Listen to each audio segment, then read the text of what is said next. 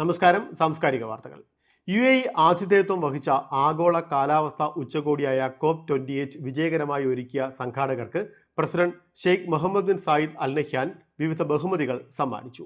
Order of Zayed, Order of Union, first class Order of Zayed 11 എന്നീ ബഹുമതികളാണ് സമ്മാനിച്ചത്.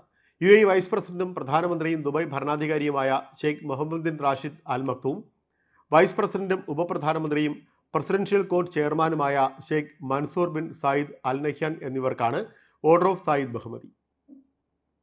റിയാദിലെ കോഴിക്കോട് നിവാസികളുടെ കൂട്ടായ്മയായ കോഴിക്കോടൻസ് സൗദി സ്ഥാപക ദിനം ആഘോഷിച്ചു. ബദ്അ നാഷണൽ മ്യൂസിയം പാർക്കിൽ നടന്ന വിവിധ പരിപാടികൾ കോഴിക്കോടൻസ് ചീഫ് ഓർഗനൈസർ റാഫി കൊയിലാണ്ടി ഉദ്ഘാടനം ചെയ്തു. മുൻ ചീഫ് ഓർഗനൈസർമാരായ ഹർഷദ് ഫറോഖ്, സഹീർ മൊഹീദ്ദീൻ എന്നിവർ സന്നിഹിതരായി. സോഷ്യൽ മീഡിയയിൽ തരംഗമായി മാറിയ കോഴിക്കോടൻസ് പുരുഷ ഒപ്പന ടീമംഗങ്ങൾക്ക് സ്വീകരണം നൽകി.